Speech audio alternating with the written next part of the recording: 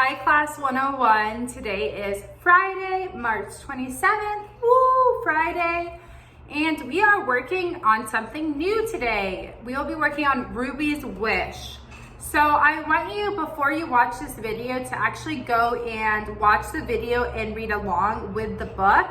So if you haven't done that already, please go to Trophy 9, log on, find the book, and go ahead and read along. The video is about 10 minutes long, so you can watch, read along. There's a voiceover. You can turn the sound off if you'd rather read it aloud, but I want you to go read it first so that we can have more of a discussion about it versus me reading it and then you guys don't really actually learn anything, okay? So press pause and go and read it first and then come back. Okay, so you should have read Ruby's Wish. So now we are kind of going to go through the book together a little bit and just talk about it further, okay? So the first slide page, we have the introduction to the city in China, right? So there's markets and yellow and green rice birds hopping in their bamboo cages. There's a lot of description to give you a mental picture and a lot of imagery on what this is supposed to look like, right? This part of China. And the goldfish and the terrapins in their porcelain bowls. You'll come to a block of houses, 5 houses wide and 7 houses deep. Very, very detailed, okay? They want you to know exactly where this takes place, what the setting is.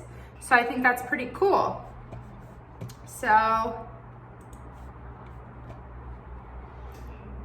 many families live here now. The buildings are brown with age and dirt. So they talk again about, this is obviously a very old place. Is this a new or old town? Old with brown and dirt and age. If you look closely, you'll see that once upon a time, this is all one house, the magnificent home of one family. So these 7 homes, 5 or 7, I don't remember, but whatever it said on the previous slide, they used to be one huge house. So, you know somebody important lived there, right?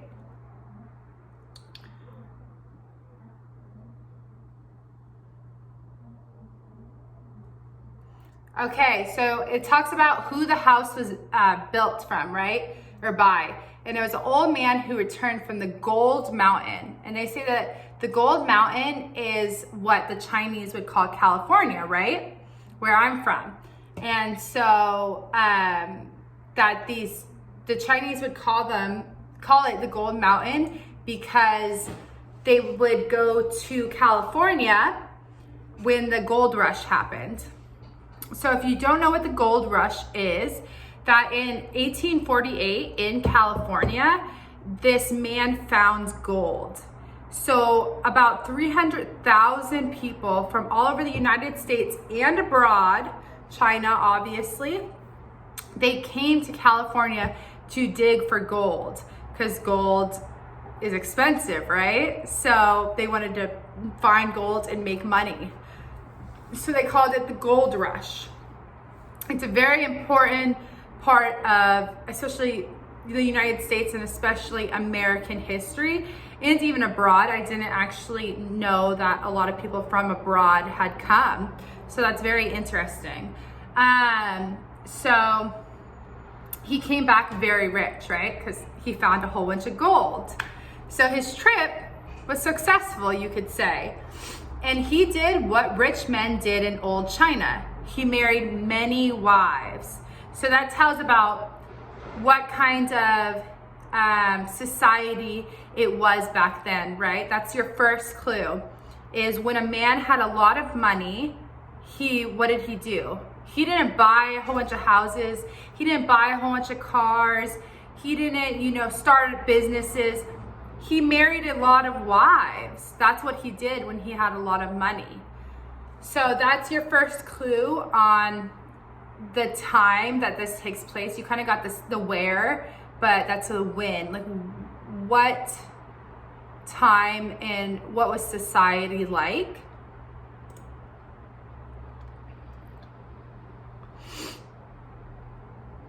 So his wives that he married obviously had a lot of kids, many sons, who also had many wives.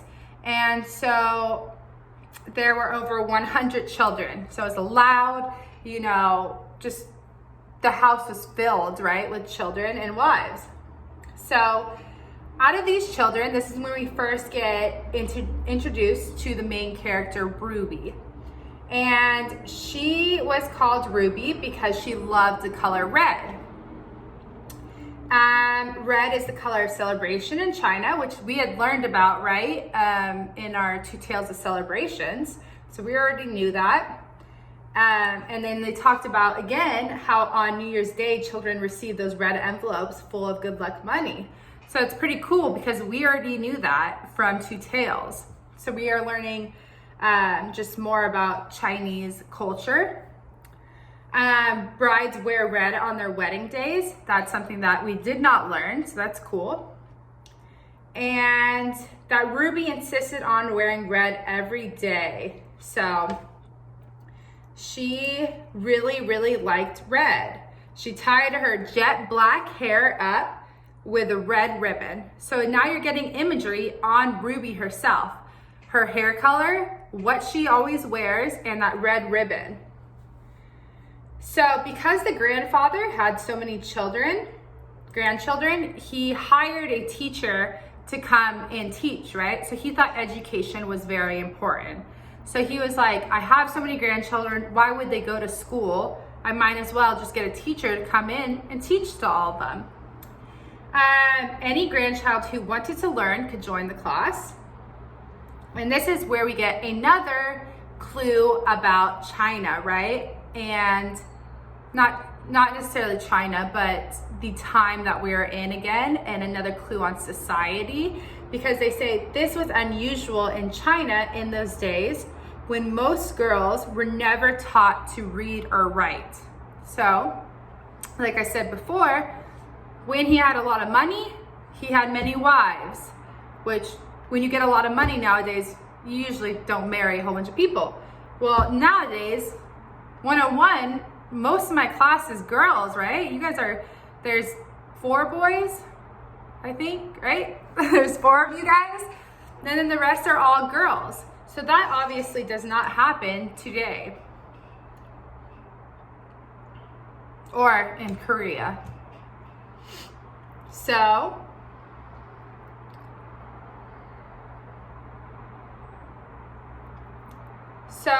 when the weather was fine, the grandfather would look over and watch the grandchildren learn from his window, right? So he liked to watch them learn.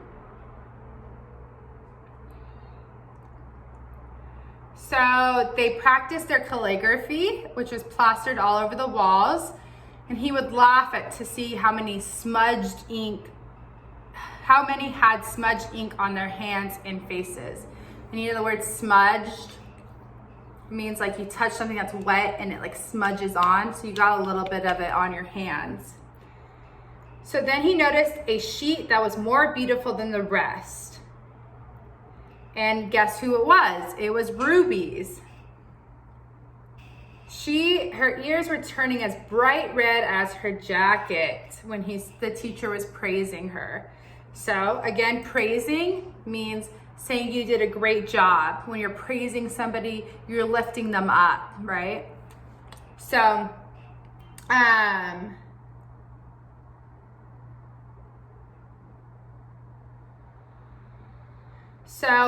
then we get a little bit more about society, right? Because when the boys had finished learning, they were free to go and do whatever they wanted. But Ruby, because she was a girl, she had to go learn about cooking and keeping the house.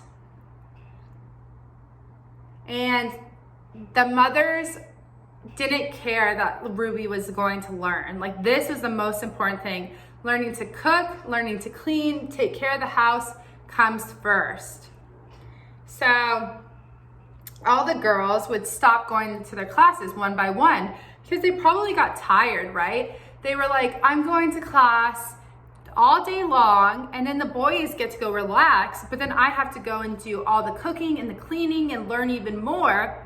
So if their moms were like, you need to choose, and this is your priority, is cooking and cleaning and all those things, then they were like, okay, I'm going to stop doing school, regular school, and learning in that sense. But Ruby kept going, right? She would catch up on her embroidery at night. Many nights her candle flickered long after everyone else had gone to bed. So she was a hard worker. Ruby wrote a poem. Alas, bad luck to be born a girl. Worse luck to be born into this house where only boys are cared for. That is a powerful message that this young girl wrote about how it isn't fair, first off, to be born a girl in this time, because I have to do things that the boys don't have to do. I don't have the freedom to choose, oh, I want to go to school, but also in this house where nobody really supports what she wants to do, right? But the teacher was very impressed, and the grandfather was also impressed, but he was worried about what the poem said, which that's a very powerful poem for a young girl to write. So, went to go see her grandfather, right? Did you write this poem? Yes, I did, grandfather. Do you really think that in this house we only care for boys? Oh no, grandfather, said Ruby. Very sorry that she had upset him. You take good care of all of us, and for that we are all grateful. So she gets kind of scared, right, of her grandfather, because he's obviously an elder, an older person that you have to respect. So, little Ruby, her grandfather said gently, I really would like to know why you wrote this poem. How are the boys better looked after? So he's like, tell me what's up right now. Let's hear it. So, well, said Ruby, trying to think of a small, unimportant thing. When it is the moon festival and we are each given half a moon cake, the boys always get the half with the yellow moon yolk.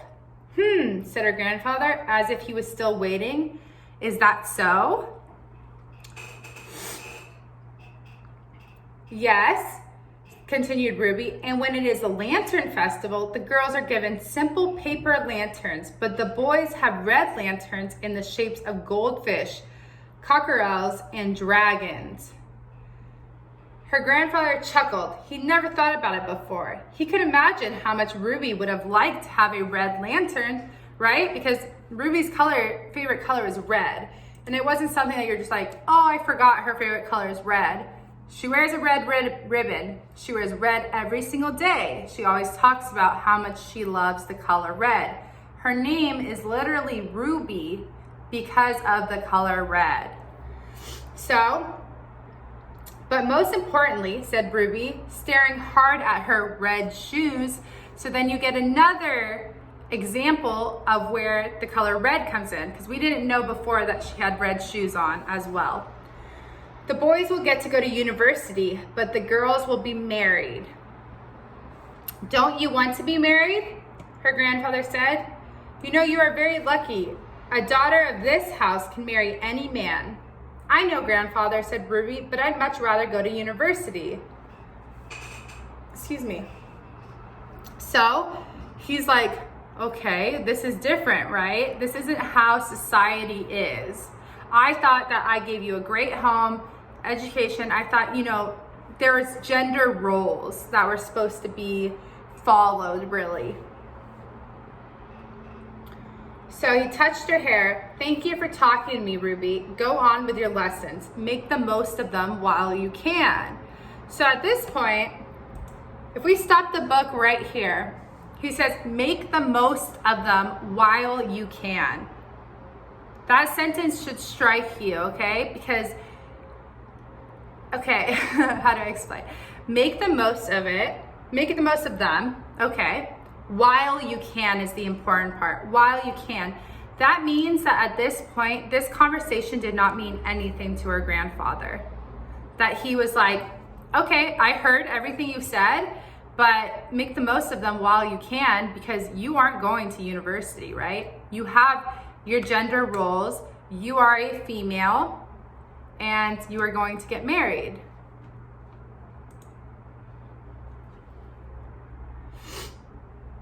So Ruby went on with her lessons. Some of the boys grew up, went away to university. Some stayed in the house and started families of their own.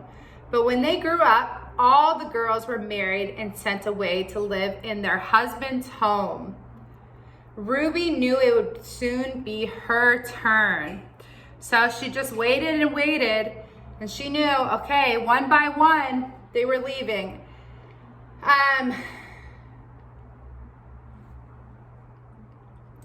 So this is interesting. So it says, in the pond, Ruby could see the orange and white carp gulping for breath under a thin layer of ice. So a carp is a type of fish you can see in the picture. So orange and white, they give you a lot, the author gives you a lot of imagery in this, a lot of detail. And gulping for breath under a thin layer of ice. So it's kind of trapped, right? That layer of ice is trapping that fish and it's gulping for air, right? So it's symbolic, it's symbolism to Ruby in her life, right? Because Ruby is in this place that you could say is under a thin layer of ice, her home, right? She's kind of trapped in there, like there is ice surrounding it, and she's gulping for air, right? She's like, she wants to breathe and be free of these gender roles, but she can't because she's kind of trapped, just like those fish. So it would soon be Chinese New Year. Ruby felt sure it would be her last one at home.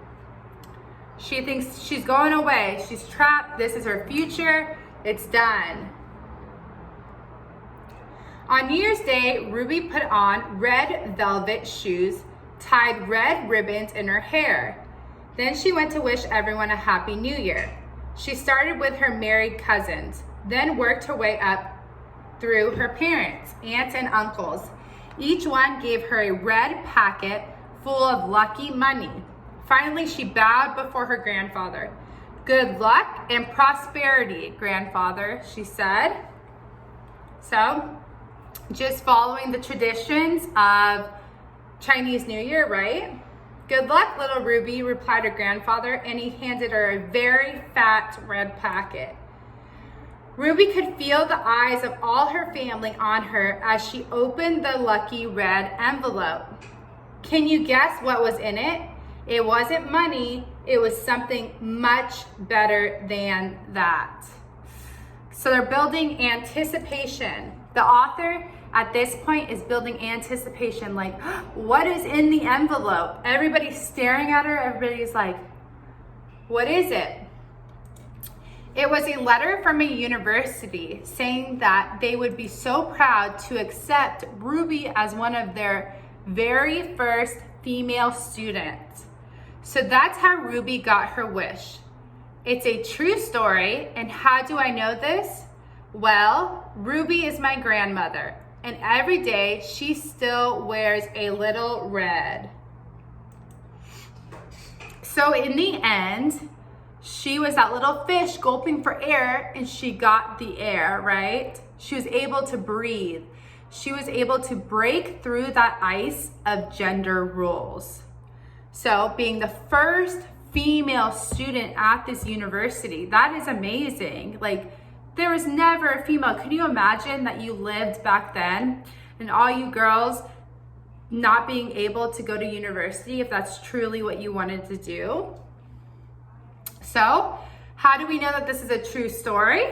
Because Ruby is the author's grandmother and she still wears red every day. So that is Ruby's Wish.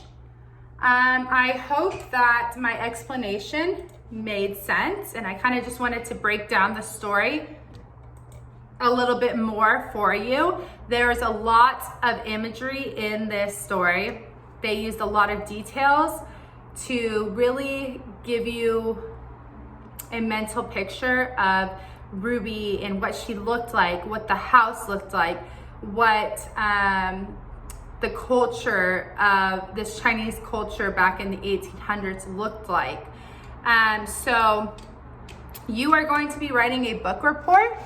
So just remember that you need to mention the main characters, which we have Ruby, the grandfather.